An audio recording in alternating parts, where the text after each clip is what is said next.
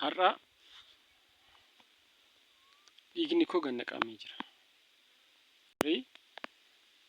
ደሜ ፈሷል።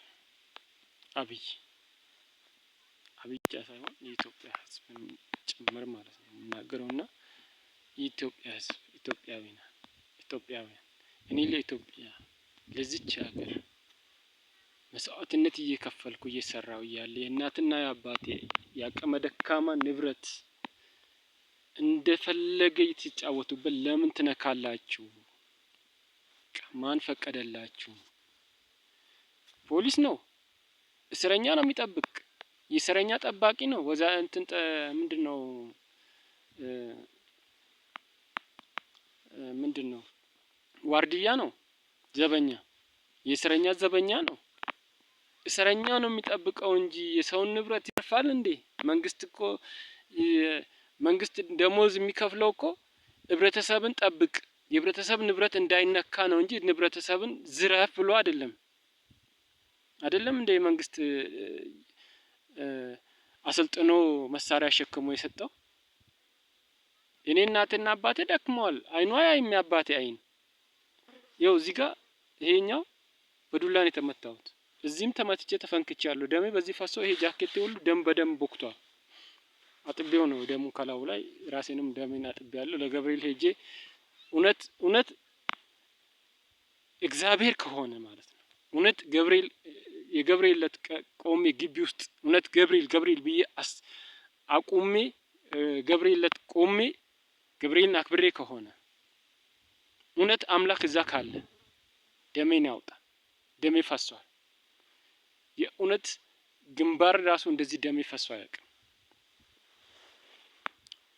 እኔ የእውነት አብይ እኔ ፋኖ ነኝ እንዴ? ፋኖስ ብሆንስ እንደዚህ ነው እንዴ? በህግ በአግባቡ የሰውን ንብረት ተወስዶ ነው እንዴ? ሰው ተደብድቦ ነው እንዴ የሚጠየቀው? ፋኖ ነው ቢባል ማለት ነው። እኔ እኮ ወታደር ነኝ። ምን አጠፋው? መታወቂያ ያሳያል። መታወቂያን ያሳየው የኢትዮጵያ ወታደር ነኝ በፍቃድ ነው የመጣሁት ብዬ ነገርኩ። ስለዚህ ንብረቴን አትንኩ አልኩ። አንተ ፋኖ ነህ እንዴ? ፋኖ ነህ ብሎ እኮ አይደለም እኮ መንግስት መታወቂያ አትሞ የሰጠኝ። የሀገርን አገር እኮ ነው ሳስከብር የቆየሁት። አገር እኮ ነው ስጠብቅ የቆየሁት። እኔ እኮ ለሀገር ስዋጋ የቆየሁ ሰው ነኝ። አቅሜ ደከመ ሰው ነኝ። አቅሜ ደክሟል። አቅም የለኝም፣ ጉልበት የለኝም። ስደበደብ እኮ በጉልበት ለአራት ለአምስት እኮ ነው ለሶስት እኮ ነው የቀጠቀጡኝ። ምን አቅም አለኝ እንኳን ለአራት ለአምስት ለሶስት ይቅርና ለአንድ እንኳን አልችልም። አቅም የለኝም። አቅሜ ግንባር ላይ አልቋል እኮ። ደሜ እኮ ፈሷል እኮ።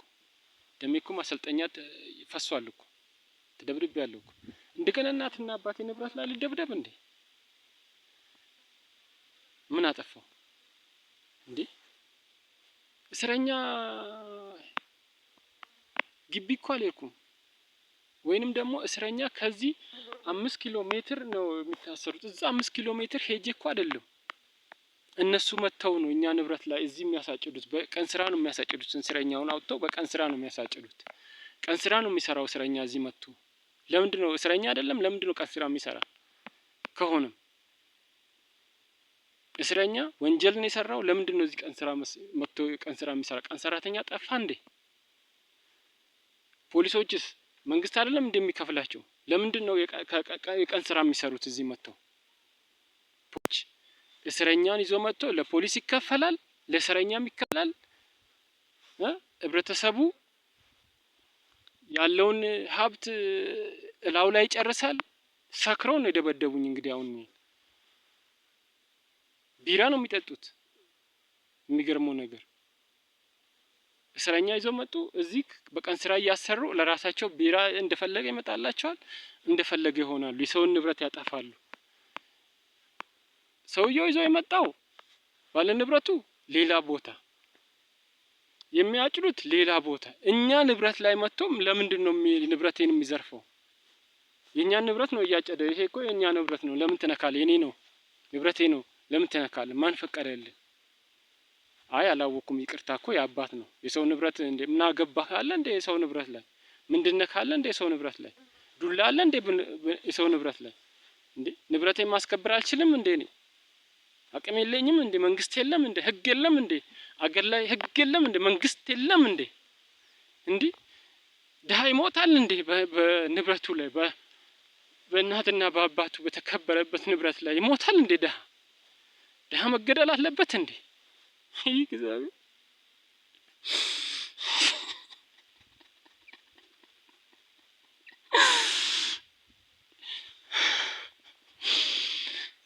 ደሜ ከልጅነቴ እስከ እውቀቴ ተፈሶ የማያውቀው መከላከያ ስገባ ማሰልጠኛ ላይ ደሜ ፈሰሰ።